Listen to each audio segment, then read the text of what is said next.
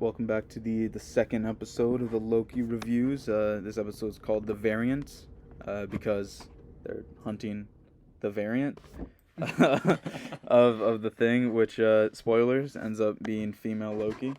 But I mean, we can take it from the top and then go through. But it starts off in like a Renaissance fair type area in like Wisconsin in 1985, where there's like a little Easter egg of Agatha Harkness, who ends up being the villain of WandaVision, the first Disney Plus show of Phase 4. So she's just kind of there talking about some people need today and need everyone to be dressed up and everything. But yeah, and then essentially a squad led by someone called Hunter C20 is goes into like this tent where there's this like duel or whatever, but the female Loki takes out all of these guys and then kidnaps Hunter C20. That's kind of interesting because you start seeing some of the powers of this person, where it's like essentially what happens is that this female Loki mind controls or enchants or something like that, like the C20. And so she basically has control over her mind, and then she uses C20 to take out her own team, and then kidnaps her and takes their little like what's it like time pod thing that they stick in the ground to reset everything. Oh shoot! Yeah, Yeah, I forgot what it's. Yeah, but you guys know. You guys know. It turns purple and everything. But but Yeah, the purple grenade. yeah, Grenade. which it's interesting, kind of getting right into the action, like they kind of in little horror element to how it's being played, where the female Loki is kind of like hiding in the shadows and like taking control over the forcing mind. them to fight each other. Yeah, exactly. And it's right off the back of the end of the first episode, where she like lights the oil field on fire and essentially burns them all to death.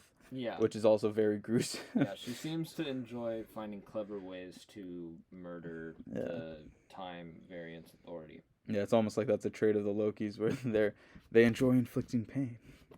Well, yeah. I think that another part of that scene that really that I found it definitely made the scene less horrible by playing the "I Need a Hero" track over it. I thought that was ridiculous, and I'm sorry. After watching the Shrek movies when I was a kid, all I can remember when I hear the "I Need a Hero" song is Shrek. Because so you're just picturing Shrek the whole time. Yeah, I was just thinking that in my head. I was thinking of the fairy godmother or whatever. Yeah. I forget which particular movie that was from, but she starts singing it, and then everybody starts beating the crap out of each other. And I was just thinking of that the whole time. I was drawing connections. I was like, wow, wait, maybe there's a connection between Loki and Shrek here. No, I'm this kidding, Loki's actually Shrek in the future. Yeah. Future Shrek. But that's episode 2 recap. Complete. Done. Okay, see you guys. Shrek. it was Shrek, the main villain of the whole series. Shrek. Phase 4 main villain. You had Thanos for Phase 3. Now you got Shrek for Phase 4. Yeah. But and then it kind of switches over. So I found this pretty interesting, where so obviously another squad has been wiped out, and then you have Loki actually like sitting down at a desk and like I guess training to become a TVA agent, which is like kind of interesting to me, because I know they wanted his help, but they're basically like telling the God of Mischief literally all their little tactics in a way, at least from a beginning TVA agent, what their stuff is. And you have that little what's it called? It's called Miss Time, I think it's called. Oh, Miss Minutes is the time hologram that's like doing the quiz and the training and everything. And then Loki has like a little like, I'm beginning to realize there's a lot of external what's the word I'm looking for, like not conflicts, but like the meaning of life type questions, or like what are you, like what is life. Right. in this series, because he literally, like, for 2 minutes or something is asking Miss Minutes about, like, are you alive? Like, what is, like, what are you, like, are you Yeah. programmed? Are you recorded? Or, and she's basically like, both. She's I'm like, both. I don't know. Yeah, it's like, what? I It's just like asking exist. Siri. It's like asking Siri if she's alive, and she'll be like, I don't know, like, or that's not in my program, something like that. But that's what was interesting. And then you see Mobius kind of go and, like, pick him up, and it's like, okay, let's go. There's been a team wiped out. You follow us, and kind of right off the bat, you see. Well, he gives him a jacket, a TVA jacket, and Loki actually seems kind of excited. That's like, oh wow, I'm part of the team. You know, they're beginning to trust me. Like, cool. He's And then Hunter, it was Hunter C20. Was she the one that was like turn around, show no, your that's back? B-15. B-15. Yeah. Yeah. Yeah. Name, letter and number names always get me, dude. Yeah, but that's a good point, because B-15 is basically like turn around, and Yeah. it says variant on the back, Yeah. which is like clearly distinguishing him from everyone else. Yeah. And so he's like, haha, very funny, like, and so it clearly shows that they don't trust him, which I wouldn't trust him either, realistically. Even though we know him more, it's like, from what they know about him, like, they've been probably killing all these Lokis that they found the whole time. It's kind of skipping ahead in the episode here, but one of my favorite lines from the show so far is when Loki sits down in the cafe across from Mobius, and Mobius is like, what if you stab me in the back? And Loki's like, I never stab anyone in the back. And Mobius is like, dude, I've watched recordings of your entire life, and you've literally stabbed people in the back like 15 times. Yeah. And Loki's like, I wouldn't do it again. Yeah, because it's Mobius boring. is like, bullshit. Yeah, it's like, yeah, you would. But that's exactly, like, which I think is a very interesting dynamic. And I mean, both of these actors, Owen Wilson and Tom Hiddleston, play very well together. Mm-hmm. And I think both of their characters play off each other very well, because it's almost as if both of them are, like, not trying to con each other. Like, Loki is trying to, and you see it, like, right when they go on the mission, he stalls for time for, like, right when they get into the ring or whatever it is. He's like making some BS story up and almost convinces Mobius that it's true. Yeah, because Loki thinks they're also just idiots. Yeah, still. exactly. Which is why it's cool to see someone. It almost appears as Mobius can, like, literally see through anything. Like, he just has a great judge of character, and that's why it's also very interesting. I mean, I guess he talks about it later, though. It's not really that he trusts Loki. It's more of that, I'm going to use you until you're done. Yeah, and he's able to call Loki on Loki's BS. Yeah. Like you said, he's a good judge of character. Yeah. But yeah, that's one, I like this dynamic that they have going on, because it's like he's finally met someone that isn't just gullible and will just, like, he can't really manipulate as well. That's all at least that we've seen. That's all you get to see throughout. Well, he talks about it in the episode. Loki does. He's like, yeah, all the Asgardians were gullible idiots. Yeah. Just like you guys are. Yeah. He calls them gullible idiots. Yeah, exactly. And then tries to still play it off. Like, he manages to call them gullible idiots and try to trick them, and almost tricks all of them at the same time. Except B-15 the whole time's like, no. Well, she just doesn't trust him whatsoever. Yeah. Like, she's just like, whatever you say, it's wrong, period. Yeah.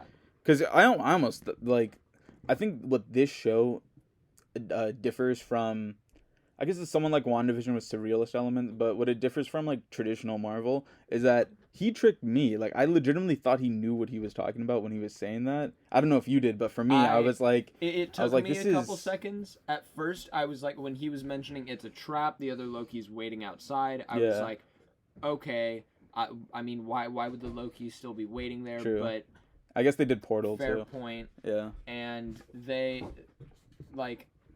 didn't ever...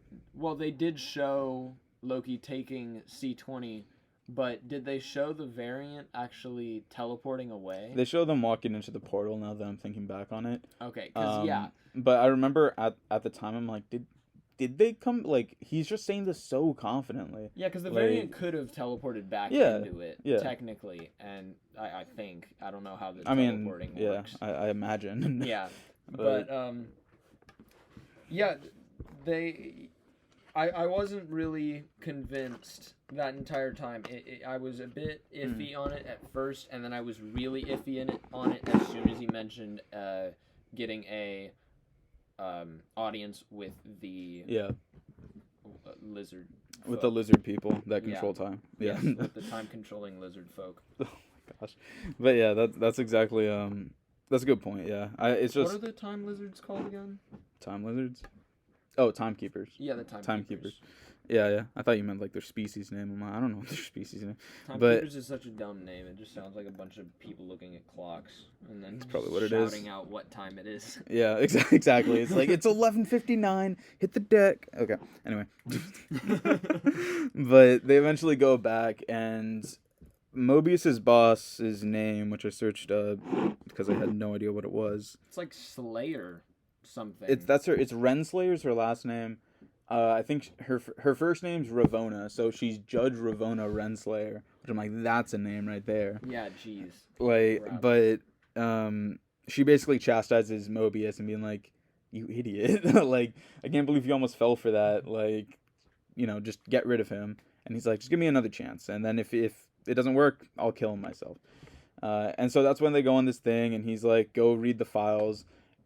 And it's interesting because I think Loki has, at this point, as far as I can tell, in this second episode, bought into the idea that the TVA is the most powerful thing because they know all time.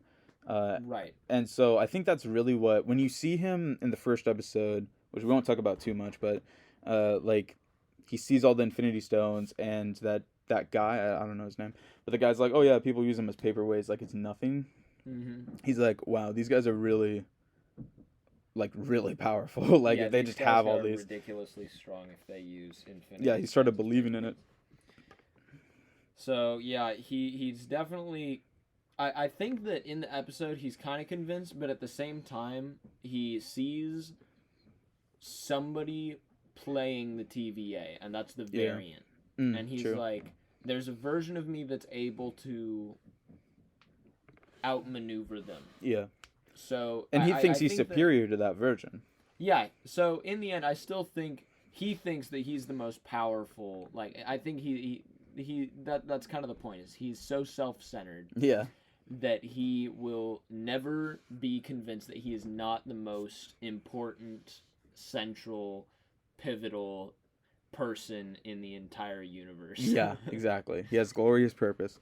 Yeah. And this is it's really interesting because Loki actually finds a flaw in their whole variant detecting system, which is the fact that because variants are detected, what it sounds like is like, with like branching off timeline events or something like that. And so what's it called, when apocalypses happen, it completely wipes out the thing, or the area, the people, so there is no branching off timeline because everyone's dead, like they were gonna die. Yeah. And the grenades that they use only they specify that. Because in my head, I was thinking, oh, they set off one of those grenades and it resets the entire planet. That's what I thought, the too. The entire universe, the entire timeline just gets reset. But no, then it's only the affected area. Exactly, yeah. That gets reset by the rainbow thing. Destruction wave. Yeah, exactly. Which is why it's interesting where Loki finds this loophole where it's like, well, if you just stay in an apocalypse forever, and just use that as your base of operations, and the affected area just gets totally annihilated. Exactly. No matter anyway, what happens? Yeah, then there is no variant, so there's no trace of you ever being there, so they can't track you. And so he finds this. He tells Mobius. They take him to Pompeii to test his theory, and Loki just jumps up on like some food cart or a goat cart. He releases goats. Yeah. He's throwing food. He's yelling at people in their native language. Yeah, about how they're all gonna die and there's no hope, and just laughing the whole time, and then it just ends so iconically because he's just like standing there as Ash is hurtling towards him, and then they're back in the TVA. Yeah. which that was it. They have little pockets of like just straight humor here and there, and I think that even though that's such like a dark thing happening, they just managed to infuse humor into it. So good on them. I think they've definitely chosen a pretty tricky scenario by making a show based around apocalypses. Yes. And they found a good way to implement some form of humor. Because in the end, their main reason, as described in the show, is they're all gonna die anyways. Yeah, exactly. Like it's like no one lives forever, all that, and even Mobius says it in his We get a lot more backstory on Mobius here, where he's like we get to learn more about him. Yeah, and like what he thinks and his ideology and why he believes in the TVA. Because him and Loki are kind of sitting down talking, and he says something along the lines of like,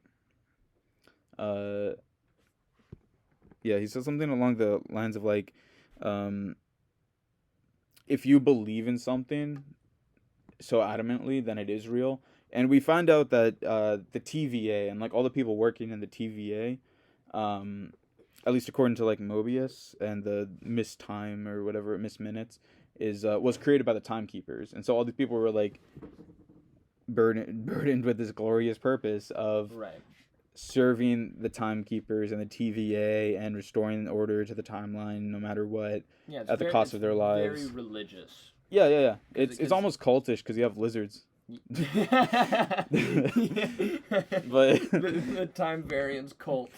Exactly. Yeah, that line from Mobius of if you believe in something enough, then it's real is definitely like it's a very religious quote. Yeah, I think I legitimately think they're talking about religion in that moment, because even Loki is like talking about Asgard and like gods and goddesses and all that.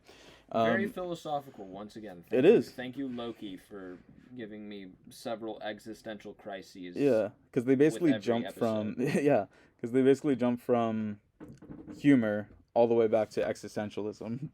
Like just in the span of like a couple minutes. It's like here, let's make some funny jokes about Mobius's salad. Yeah. And which that scene's hilarious. Yeah. It's great. Yeah.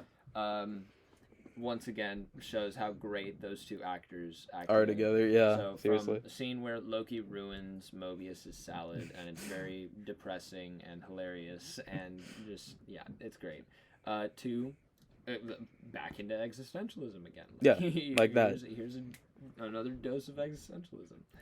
Yeah, and it's quite interesting because then you get them finding out about the apocalypses, and so they form a team and they go to they go to like 2050s Alabama, which is a class 10 apocalypse. I'm not exactly sure what the levels of apocalypse are, because in this scenario no one makes it out of this place, so I can't tell if class 10's higher than, so Asgard's destruction was a class 7 apocalypse because the whole planet was destroyed, but people got away, like enough to maintain like to grow the population and everything.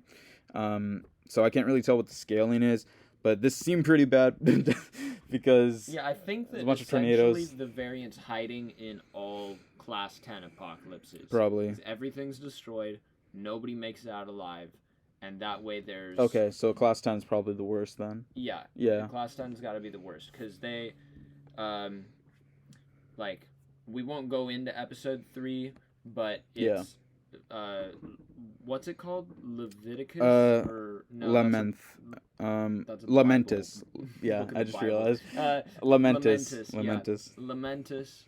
A very interesting name, Yeah. first off, because It's a good episode. Lament is, definitely more Has on deeper connotations than a Loki depressing, TV title. and it has to do with another class 10 apocalypse. Mm-hmm. So yeah, I think that most of the interactions that they have with the variant within an apocalypse are class 10 apocalypse. Yeah, and apocalypses. I don't know, but now that we got all the the minor stuff out of the way. Yeah. Let's get to the real juice of the episode, which is the last 5 minutes of it, basically, where they get to this place.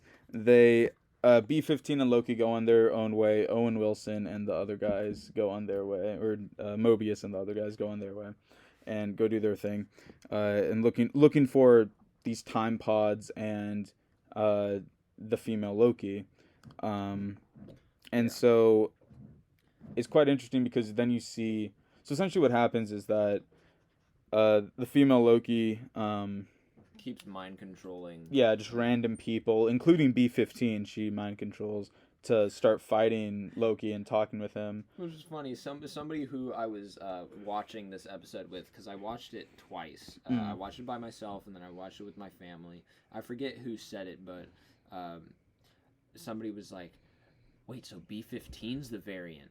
And in my head, I was like, "No, that's not what's happening here." Yeah. Like, I guess you can it kind of seems like that. Yeah. For a second at first, sorry, my cat's messing with the microphone. Wants a voice. But yeah, B-15, not the variant. She gets Not played confirmed. like a fiddle. Confirmed. Yeah. Yeah, but it's basically they lead Loki through, and this is where, again, I can't tell if he's telling the truth or not. At least based on what we have so far in this second episode, but Loki basically reveals his grand plan of like, which you could kind of tell because he wanted to get an audience with the Timekeepers, and it's like, what does Loki always do when he gets an audience with people? He stabs them in the back, and so he gets an audience with like Thanos. Yeah, and then tries to stab him in the neck, which he thought was the most powerful being. Oh yeah, true. I see what you're talking about now, like Avengers. Yeah, he finds whoever's the most powerful. He tries to get an audience with them, team up with them, and then find some way to overtake them and then take their power. Exactly. Which is exactly what he's trying to do. Which he reveals in the TVA is that he wants this female Loki to join him in overtaking the TVA. And he basically says, "You'll be my subordinate. I need someone good like you." And she's like, "Nah, I'm good." Yeah, it's funny how childish both of them are. Yeah. It's kind of revealed in these scenes where, female Loki isn't even talking to him face to face. She's talking to him through other people. Yeah. Because she obviously just, like, wants to kind of flex on him. Yeah, I also think it's a way... Enchantress. Yeah, I also think it's a way of, like, what Loki does. I think it's her stalling, because then you even see her setting up the bomb still and everything as she's taking Loki. She does say later, like, you thanks for talking so much. You stalled for me. Yeah. But I agree with what you're saying, because they are both kind of childish in this moment. Yeah, and both of them are and they like, want to be you're superior. my subordinate. No, you're my subordinate. Exactly. No, I'm the superior Loki. No, I'm the... It's just this back and forth of them being children, because that's essentially what Lokis are, I've seen so far, is adult children. Yeah, practically. Just playing tricks on everyone and just having fun in the chaos. And but hurting people for fun. And then so it kind of takes him through this, and we finally see... I honestly thought this would be in like the 5th episode, like very near the end of the series or the show. It's like she I didn't know this specifically what would happen, but I kind of figured, the sacred timeline might get a little messed up, and then that's what they're trying to fix. And they do it at the end of this episode where and this is what I really think the juice of this episode, the meat of the episode, is just in this like 30 seconds of her literally like dropping these bombs into time bombs into portal, screwing over so many different realities and dimensions, and you see the TVA on their screens being like the sacred timeline, and then just so many offshoots of so many different like variant events and destruction events that aren't supposed to happen, but she made them happen, and it's causing a nexus event, which they do talk about earlier in the episode, kind of, like, not too much, but kind of. Yeah. But I can't even tell. Obviously, it seems massive, but at the same time, how bad could it be? Yeah. So that scene is something I got kind of wrapped up on, even in later episodes. And I know we're not really talking about it, but since it's part of episode 2, they never really mention if they solved all of those different, like if they got TVA on each of those splits. Yeah, like we 'cause don't they're find just running- out if it ended up redlining. Yeah, At because it looks like it's about to, and they just end up running through like a couple portals that they show us at least, with like basically everyone clearing out to go and do it. But yeah, it's a very odd thing. It's one of those things where I'm almost thinking like, are they just kind of making up if it goes past the red line, or are they being serious here, or like it got me kind of questioning it, because obviously it is a big thing that happens in this episode, but even when you, and the main thing that kind of got me questioning this is the what's the judge's name again? Renslayer. Is when you see her and she's kind of not, to me she didn't seem freaked out. She kind of just grabbed her stuff and kind of walked out, and I'm like, surely this would be a moment to freak out if it's really this bad. Like the whole timeline's almost out of whack. Yeah. But yeah, and then it's just kind of ends there with, was dozens and dozens of those little purple Yeah. time bombs, and sent all across the sacred timeline. yeah, time and space. At different time and space, all over time and space. Yeah. There are these little bombs going off. I'm also interested in what really like happened, because they said that the sacred timeline was bombed.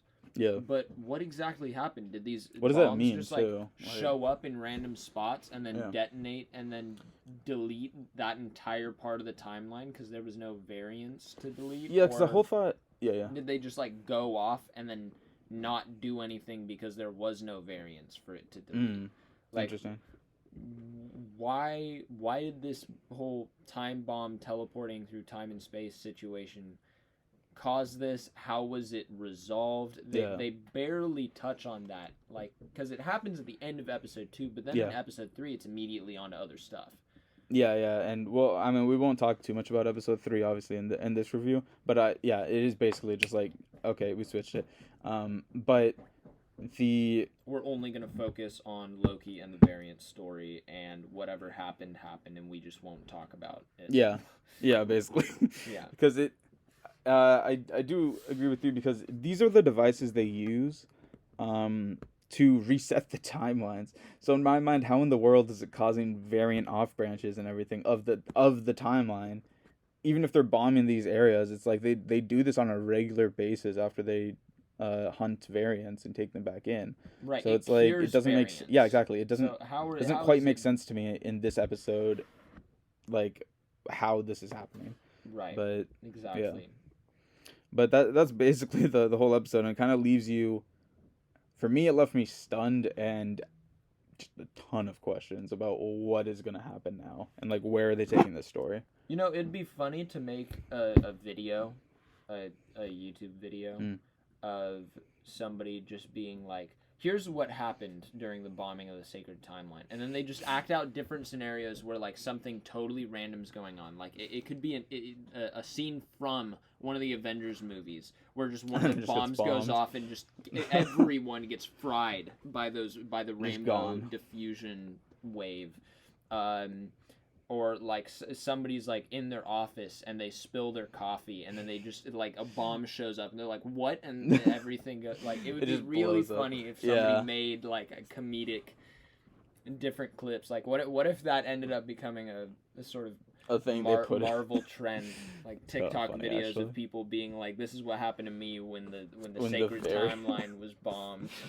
Yeah, exactly. That's actually a good idea. These are Feel free ideas. to steal this idea, because I'm not super into TikTok and stuff like that. So I don't know how to edit that well to make it possible. So, but thanks for listening, guys. Aidan again. This is Aidan, by the way. I don't think I said that. But, yeah, it's me again. Yeah, it's your boy. But I'm the Loki expert. Yeah, he'll basically be on. If you hear his voice, it's him. It's Aidan. But yeah, thanks for joining me again on the second episode review. It'll be very interesting reviewing the third and fourth episodes, and the fifth one coming out soon. And the sixth one, honestly, these are going pretty fast. But yeah. Anyway, have a good one, guys.